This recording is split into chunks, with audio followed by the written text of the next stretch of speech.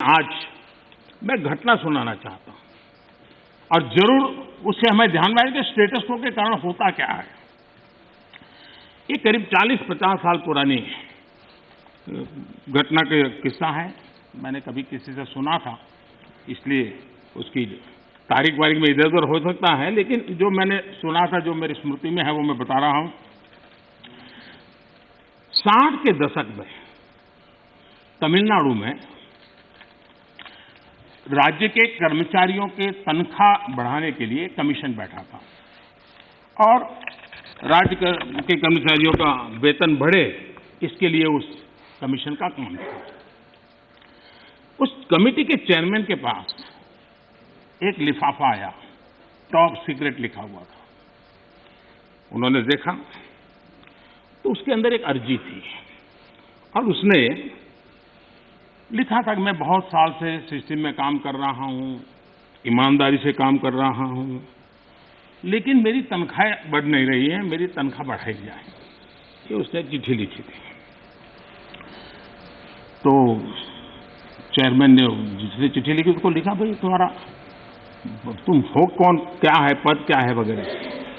तो उसने फिर जवाब लिखा दूसरा कि मैं सरकार में जो मुख्य सचिव का कार्यालय है वहां सीसीए के पद पर बैठा हूं, मेरे पास सीसीए के पद पर मैं काम कर रहा हूं। तो इनको कहा, भाई ये सीसीए क्या होता है, कुछ पता तो है नहीं, ये सीसीए कौन होता है। तो उन्होंने दोबारा चिट्ठी लिखी, भाई हमारे तो पूरे उसमें सीसीए शब्द हमने कहीं देखा नहीं, पढ़ा नहीं, ये है क्या, हमें बताओ। तो उसने कहा, साहब मैं बंधा हुआ हूं कि 1975 के बाद ही इसके विषय में मैं जिक्र कर सकता हूं, अभी नहीं कर सकता हूं। तो फिर चेयरमैन ने उनको लिखा कि फिर ऐसा करो भाई, 75 के बाद जो भी कमीशन बैठे वहां जाना, मेरा सर क्यों खा रहे हो। तो उसको लगा ये तो मामला बिगड़ गया। तो उसको लगा, तो कहना ठीक है साहब, मैं बता देता हूं मैं कौन हूं। तो उसने उनको चिट्ठी लिख के बताया कि साहब मैं जो हूं वो सीसीए के पद पर कई वर्षों से काम कर रहा हूं और मुख्य सचिव के कार्यभार। तो बोले सीसीए का मतलब होता है Churchill cigar assistant. Churchill cigar assistant, ये सीसीए का पद है जिस पर मैं काम करता हूं। तो ये है क्या।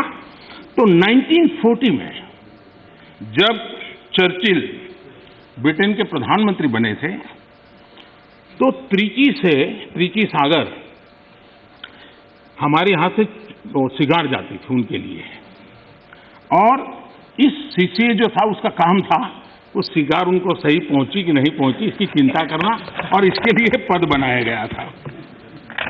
वो सिगार की सप्लाई होती थी।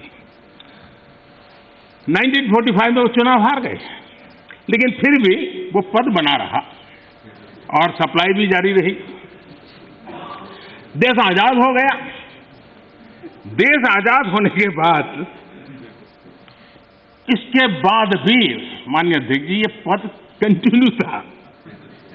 चर्चिल को सिगरेट पहुंचाने की जिम्मेवारी वाला एक पद मुख्य सचिव के कार्यालय में चल रहा था, और उसने अपने लिए कुछ तनख्वाह मिले, कुछ प्रमोशन मिले, इसके लिए उसे चिट्ठी लिखी थी।